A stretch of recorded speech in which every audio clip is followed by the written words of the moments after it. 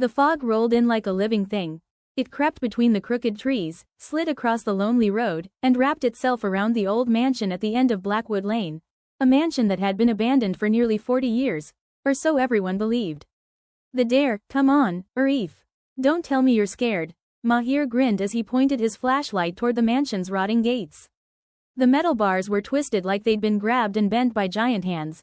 I'm not scared, Arif whispered, but his voice cracked. Lila rolled her eyes. We go in, take a picture inside, and leave. Easy. They all knew the stories. People said the mansion once belonged to the Harrow family, quiet, strange people who kept to themselves.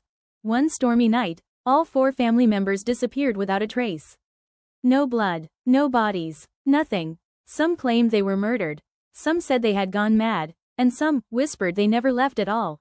But Arif, Mahir, and Lila were city kids. Ghosts were just stories. Right? Entering the dark, the metal gate screeched open as if it hadn't moved in years. Inside, the yard was overgrown.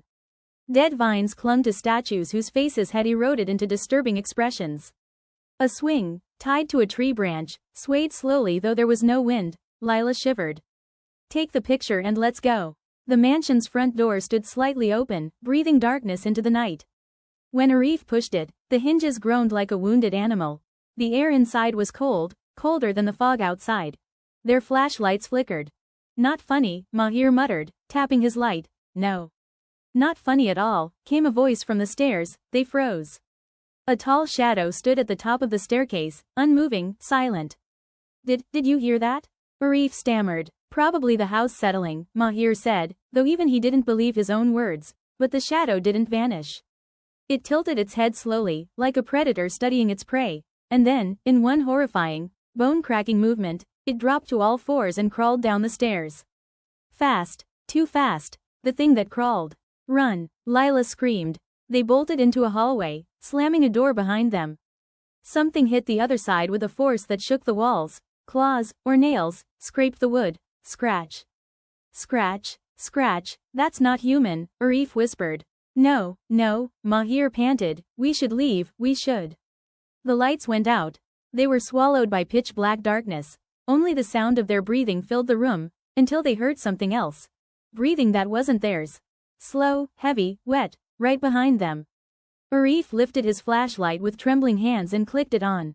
The beam illuminated a line of muddy footprints, leading up behind them, but no one was there, and then the ceiling creaked. Arif aimed the light upward. A pale, stretched figure clung to the ceiling like a spider, its head twisted backward, its empty mouth hanging open. The creature dropped. The portrait room. They ran blindly, turning corners until they found another door and slammed it shut. This room was different, dusty but untouched. Dozens of portraits hung on the walls. The Harrow family members, dressed in old-fashioned clothing, stared down at them with blank expressions. But something felt wrong. Mahir stepped closer. Guys, their eyes, they're following us. Lila shook her head. No, that's impossible. But when she looked again, the eyes were no longer blank, they were bloodshot, alive. Watching. A whisper drifted through the room. Stay, another voice layered over it. Join us, then a chorus. Don't leave, don't leave, don't leave. The portraits began to bleed, dark red streaks trickling down the frames. And then the door behind them shuttered. Something was on the other side.